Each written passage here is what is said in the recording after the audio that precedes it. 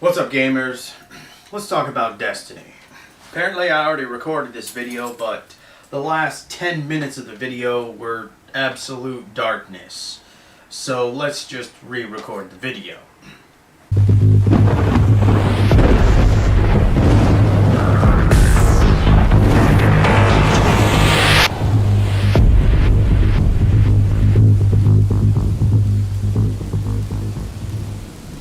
So we're going to talk about not only Destiny, but we're also going to talk a little bit about Final Fantasy VII Remake, some rumors that came about, and ultimately my thoughts about those rumors and people's reactions to those rumors.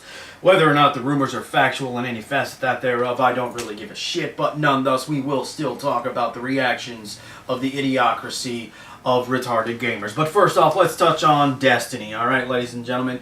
So, link to the article in the description box below.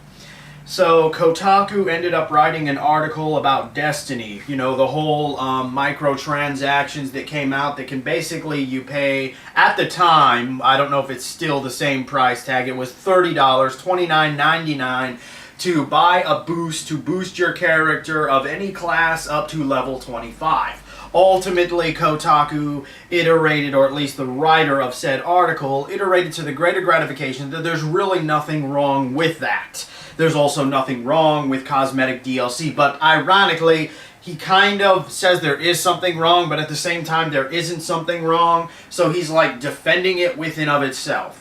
And we see this time and time again, not only when it comes to gamers, but these so-called game journalists that basically get paid to spit bullshit out of their fucking mouth. Because at the end of the day, that's what it is. People want to iterate to the greater gratification that something like microtransactions, cosmetic DLC is all optional. It's not going to affect any other player in any facet that thereof, be it online or in a single player campaign. But people ultimately fail to realize that supporting this kind of shit is what is actually hurting and killing gaming. There used to be a time that gamers actually voiced their thoughts and concerns when they actually started to realize what DLC was.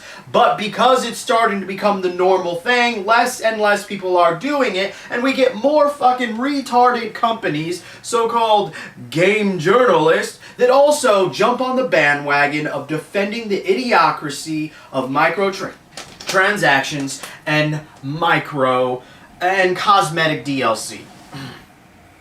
Because, you know, cosmetic DLC in a single-player story used to be the very ideology of just playing the game and unlocking said extra stuff. Now, yes, cosmetic DLC has existed within the realm of free-to-play, but that's the iteration to that very concept. The game is free to download and to play to any motherfucking level, whatever level your character can go to, and then they have all this basically cosmetic DLC, maybe some power boost and other bullshit like that.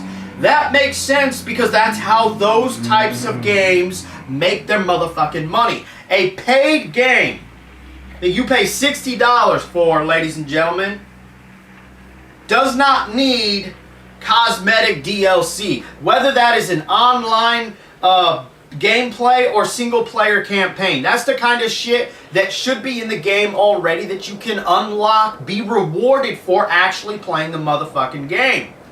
In fact, we've seen this iteration that I'm talking about exist even for online portion games, where if you play the single campaign, you can unlock items that can only be used in the online portion.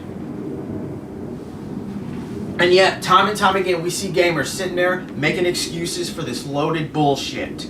There is absolutely no excuse for microtransactions, no excuse for cosmetic DLC. Don't sit here and tell me don't like it, don't buy it, because you're just being a fucking idiot, because I'm not going to. But that doesn't mean that I can't voice my thoughts and concerns about every other idiot out there supporting it, because they are help destroying gaming. Now let's talk about this Final Fantasy VII Remake issue here, alright? So, an article came out like probably a month ago, alright? This is how long I've been trying to record this video, alright? Either the camera went wrong or some bullshit like that. But anyway, there's going to be no world map for Final Fantasy VII to Remake. That is ultimately the iteration. Now, some of the excuses that I've heard and read online for people justifying this, are you okay? All RPGs, even if they have a world map, are linear anyway, so it really doesn't matter. There's just a bit of a problem with that, alright? How many RPGs in general, not even Final Fantasy related, came out that people complained that it was linear? Let's see, there was even an actual Final Fantasy title that came out that was linear and people complained about it. Final Fantasy XIII.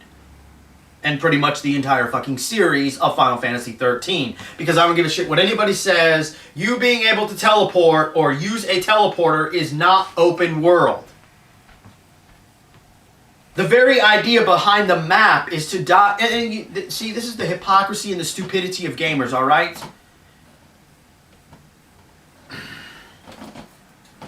Well, let's put this in a perspective, alright? If you're going to write a fantasy novel, one of the things that people tell you, other than working on the characters, is you have to work on the world.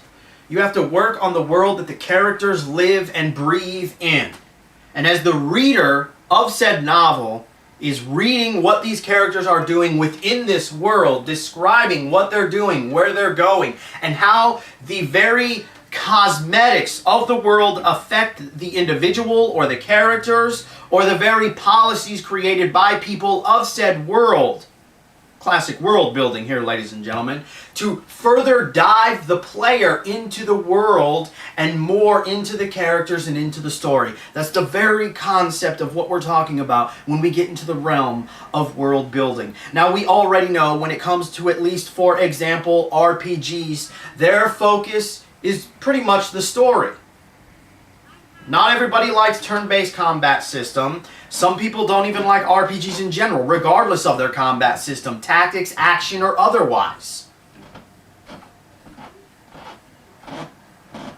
So, you know, most people aren't really playing RPGs for the battle system. Although, with the iteration of Final Fantasy XIII, that seems to be hit or miss on that one. But factually, it's always been about the story. To grab you in, to pull you in. And the ability to travel across a world map just further does that, because it can add into the mythos, the legends that surround this world, to not only make the story and the characters more believable, but the very world that they live in more believable. The same ideology that is used for writing a fantasy novel or series or epic series is still the same concept even in an RPG. Be it a fantasy, be it a mech type RPG, whatever the case may be.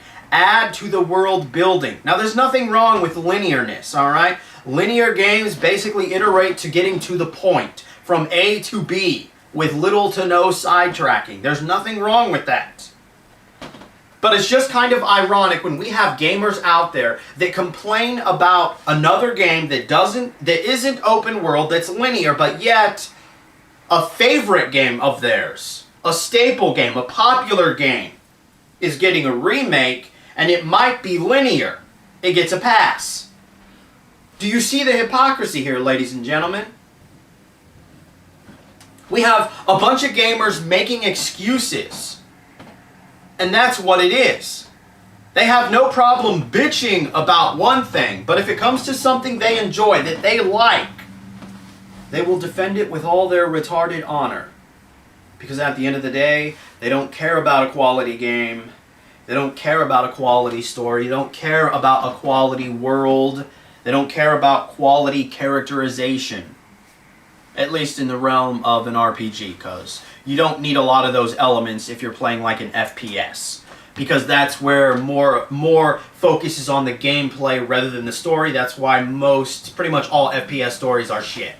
That's pretty much the iteration there, because the focus is the gameplay, not at the actual story within of itself. No different than a puzzle game. Even puzzle games have a story. Tetris, for the NES, has a story. It does. It actually has a story. But it's so minuscule, it's so pointless that nobody really takes notice that the game actually has a story. There is a point to the puzzle game. It's not just merely a puzzle game. Even puzzle games have a story. But because it is such a small portion, people don't even register it. It just doesn't, because at the end of the day, even a puzzle game is about the gameplay. It's not about the story. You see where we're getting at here, ladies and gentlemen? We're talking about genres, all right? In some video games, it makes sense to focus on the story. In others, it makes sense to focus on gameplay. And in some, no, there's no excuse for focusing on graphics. I'm sorry. I'm all right? You can have good gameplay, and you can have a good story, and the shittiest graphics in the world, and it's still an awesome fucking game. That's just the reality that graphic whores need to come get through, all right? So yes, gamers still being stupid, defending microtransactions, defending cosmetic DLC. I don't want to hear the bullshit that you don't like it, you don't buy it, therefore you don't support it. You defending it in any facet that thereof, you are supporting it. Irrelevant if you download it and use it or not. Because you're making bullshit excuses for it, and yet time and time again, what do we see? Developers always come up with something new. They see people supporting something, so they want to try something new. Anyway, hope you enjoyed this video in some fashion or form, gamers. I'm Gamer Rant. And remember, if you're not voicing your thoughts and concerns about the hypocrisy and stupidity of gamers, fanboys, and idiotic game journalists, you just might be a part of the motherfucking problem.